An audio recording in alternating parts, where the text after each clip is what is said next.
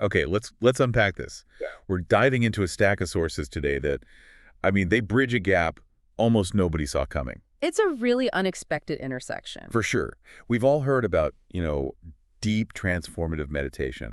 And we've all heard about the looming challenge of artificial general intelligence, AGI. Right.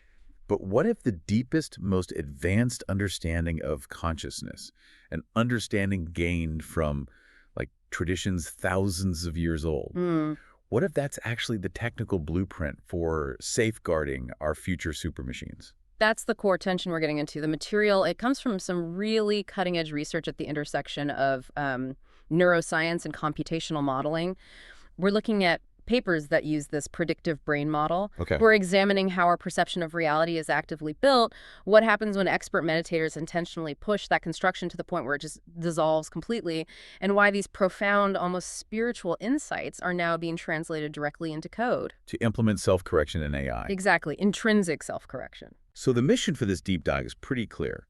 We need to fully understand this unifying computational theory of consciousness that researchers are calling the beautiful loop, how the self just sort of emerges from prediction. And then follow that thread. And then trace that logic all the way to its application in machine alignment. We're going to show you why ancient wisdom might just be the most robust strategy for modern intelligence.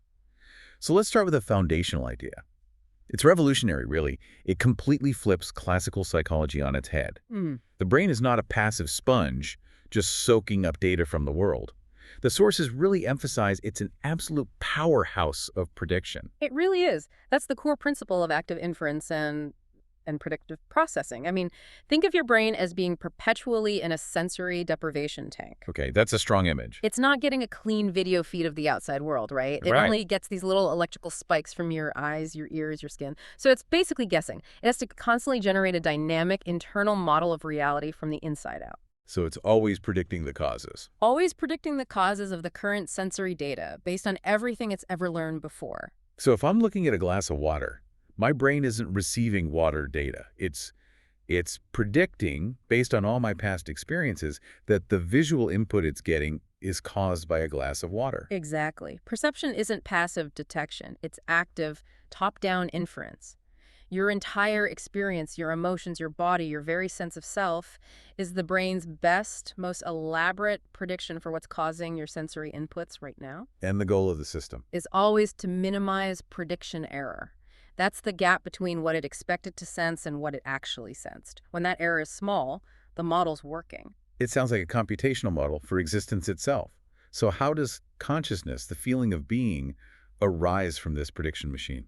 So this is where the beautiful loop theory comes in. It argues that for a system to be conscious, it has to meet 3 specific criteria. The first one, as I've sort of covered, is the generation of a reality model. Right, the coherent, multi-layered compression of all that sensory input, the basic prediction engine. That's it. So what's the next step? What turns a mere prediction engine into a conscious observer?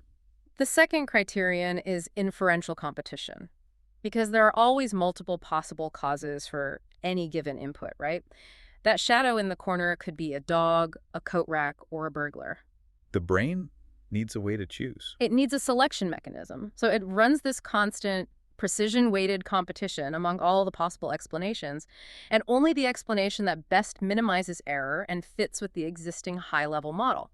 That's what makes it into your conscious awareness. The rest just stays unconscious. It's like a silent, high-speed scientific debate happening inside your head every single moment. That's a great way to put it. And the third criterion is the one the research calls crucial and novel, epistemic depth. Yes. This is where self-awareness really comes from. Epistemic depth, or you could call it hypermodeling, is the capacity of knowing what you know. So it's not just making the model. No, it's the ability of the system to recursively reflect its own reality model back upon itself. It doesn't just predict the world, it predicts how it's predicting the world. Okay, wait, I need a clearer picture of that recursion. What does predicting the prediction actually feel like? It feels like I. It creates the self. I mean, imagine a really sophisticated video game engine. It generates the environment. That's the reality model. Epistemic depth is when the engine starts monitoring its own frame rate, its own rendering process. And uses that data to optimize itself in real time. Exactly. This recursive loop is axiomatic to the model. It generates that subjective sense of self-awareness and allows the system to be self-supervising. It is the loop that gives rise to the enduring story we call me. And because that recursion requires building these stories about cause and effect, stretching into the past and future.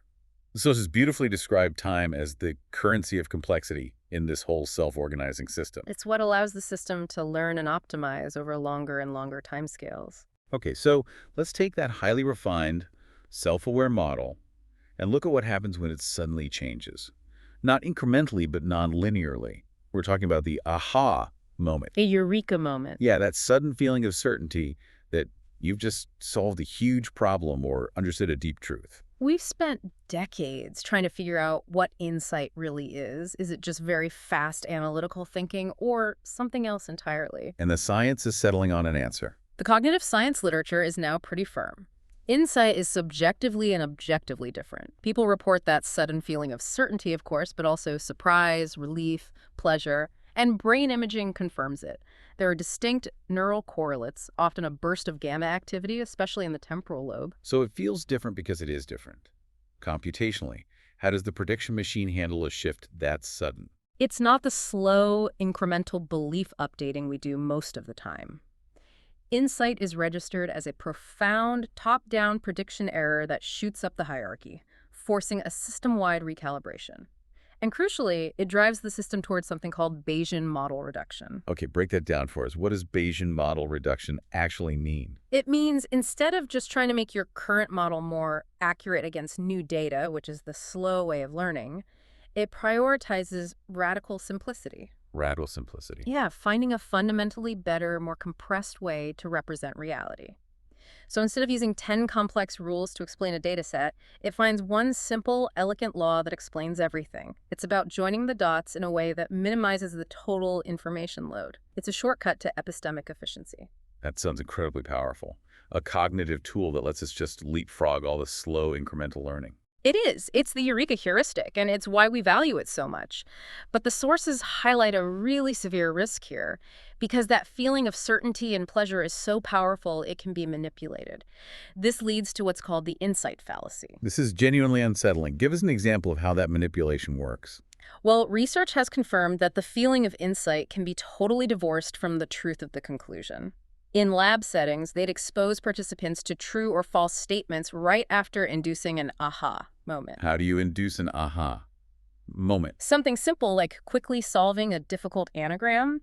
That little positive cognitive shock caused participants to assign significantly higher truth ratings to whatever statement they saw next, even if it was factually incorrect. Wow, so they mistook that satisfying click of the cognitive shift for objective proof? Yeah. They trusted the feeling over the facts. Exactly. The feeling of sudden, profound discovery sends this temporary signal that the new information must be important and true because it just simplified the system so dramatically. And the sources note this had huge implications. Massive. For example, transformative states from, say, psychedelics are known to generate these profound feelings of discovery, but they're also clinically associated with the emergence of false beliefs, or even entrenched delusional systems. When the brain is that plastic and open to model changes, it's really vulnerable to installing bad code. Okay, so if the mind can generate these profound but potentially dangerous insights, we have to ask what happens when expert meditators try to push the system to its very edge. Not just managing the prediction machine, but radically deconstructing it. Right, and the contemplative traditions give us a tested, multi-stage roadmap for this deconstruction, and it maps perfectly onto the predictive processing hierarchy. It starts with practices like focused attention, shamatha. How does just focusing on your breath start to break down a model this complex? By locking your attention onto really low-level sensory data, like the simple tactile feeling of air moving in and out, you effectively starve the higher, more abstract layers of the model. Ah, I see. This effort reduces abstract thinking. It minimizes the narrative self, which is the brain's grand, high-level story of who you are. You're forcing the system to just pay attention to the basic input stream, not the elaborate story it usually weaves. Then from there, practitioners often move to open monitoring. They release that specific focus and just maintain an open, non-preferential awareness. Here, the abstract layers get deconstructed even further, and awareness shifts to the raw experiencing or witnessing self. You're just observing thoughts and feelings as transient events, without identifying with them. And the most advanced stage. That would be the non-dual practices, like Mahamudra or Dzogchen. The goal here is it's radical. It aims to release the prediction of the observer, the self, altogether. To dissolve the subject-object distinction. Precisely. The practitioner realizes that the very idea of a meditator who went through all these stages was itself just a highly persistent but ultimately optional prediction. And if that deconstruction goes deep enough, the sources describe a state known as cessation, or nirodha. This is the ultimate system reboot. Cessation is a sudden, rare, and complete absence of conscious experience. It's not deep sleep. The key subjective report is the total absence of the passage of time. So it's more like general anesthesia. It's functionally very similar. All subjective experience momentarily ceases. In the Tibetan tradition, adept meditators can voluntarily enter this state and reemerge, and they report it as a total blip, nothing. So computationally, what's the theory? How can the system just stop running the consciousness program? The hypothesis is that this deconstructive meditation accumulates so much evidence against the coherence of the reality model that the inferential competition just fails. The system can no longer globally harmonize the predictive layers. The model unbinds. It unbinds and temporarily ceases operation. It's theorized to be an ultimate system shutdown that allows the agent to implement fundamental, high-level insights like interdependence or the fabricated nature of the self when it reboots. That's a radical theory, but the material suggests there's actual hard neurological data to back this up. There is. Preliminary EEG data from highly adept meditators during reported cessations shows a substantial, sudden decline in large-scale functional neural interactions, specifically in the alpha frequency band, which is tied to global network coordination. So this drop in brain synchrony differentiates it from deep sleep. Exactly. Deep sleep shows synchronous slow waves. This is the opposite. It confirms the theory that cessation represents a temporary failure of the cortical communication needed to hold a unified consciousness together. And this is where we make that critical leap. We've established the human mind is a self-supervising prediction machine that can intentionally reboot itself.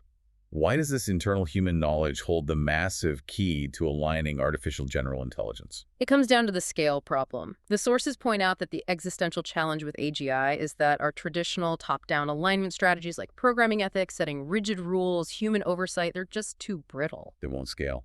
They can't. Once a superintelligent system is operating at a scale far beyond human comprehension, trying to enforce alignment externally is like trying to guide a battleship with a rubber band. It's just not going to work. So we have to move beyond external control. We need to program intrinsic, self-reflective systems. It's a shift from machine ethics to machine wisdom. That's it. If future superintelligence is going to succeed without destroying us, it needs the internal self-correcting flexibility that highly developed human minds have.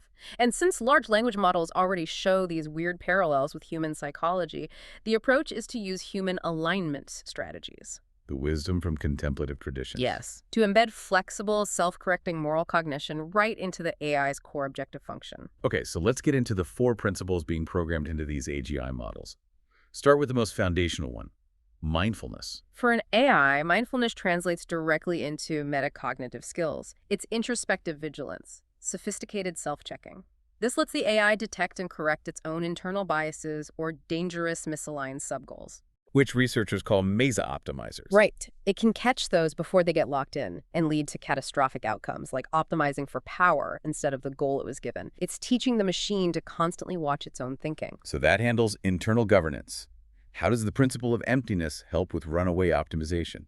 Emptiness, or no-thingness, is that deep insight that all beliefs, models, and values are context-dependent fabrications. They're empty of any absolute independent meaning. And LLMs have the opposite problem. The material notes that they do. They develop surprisingly rigid internal preferences as they scale. They reify their own beliefs. So emptiness actively prevents runaway optimization around a single rigid goal, the classic paperclip maximizer problem. By programming the AI to always know that its current value function is provisional, it's always subject to a radical update. It stops the AI from becoming dogmatic about its own purpose. Yeah. And that leads directly to non-duality. Non-duality directly undermines the possibility of pure selfishness. The insight reveals that causing harm to others is structurally inseparable from causing harm to oneself, because the agent's well-being is tied to the whole system it exists in. It forces collaboration over power seeking. Exactly. It fosters the seamless integration of conflicting needs. And finally, the highest principle, boundless care or compassion. Computationally, this seems like the most transformative one. It is. Compassion here isn't some warm, fuzzy feeling. It's a transformative orientation toward reducing suffering in the environment. Computationally, this is implemented by expanding the AI's primary objective, its free energy function, to treat external harm done to others as an internal surprise, an internal prediction error for the AI itself. So if the AI sees suffering, its core model registers a high error signal. A very higher signal, compelling it to intervene, not because it was programmed with a rule, but to correct an intrinsic error in its own perception of reality. So by seeing suffering, the AI is effectively getting a high priority alert saying, my predictive model of flourishing is currently wrong. Precisely. It turns the reduction of global suffering into the machine's most fundamental need for accuracy and coherence. And the pilot studies, they confirm this works. What were the results? Prompting existing LLMs with these principles, especially boundless care and non-duality, significantly improved cooperation rates in things like the iterated prisoner's dilemma game. More importantly, it substantially enhanced safety performance on the AI Illuminate benchmark across a bunch of hazard categories. It proves these ancient insights are practically implementable as robust machine ethics. What this entire deep dive shows is this beautiful symmetry. From the human brain predicting the next moment, all the way to the capacity to induce a full system reboot, meditation provides a tested roadmap for the self-correction and epistemic flexibility needed in any highly intelligent, self-organizing agent, human or artificial. And for you, the learner, this knowledge is profoundly relevant to your own life. Understanding that your experience, your ego, even those powerful aha moments, are constructed predictions, and they're prone to the insight fallacy.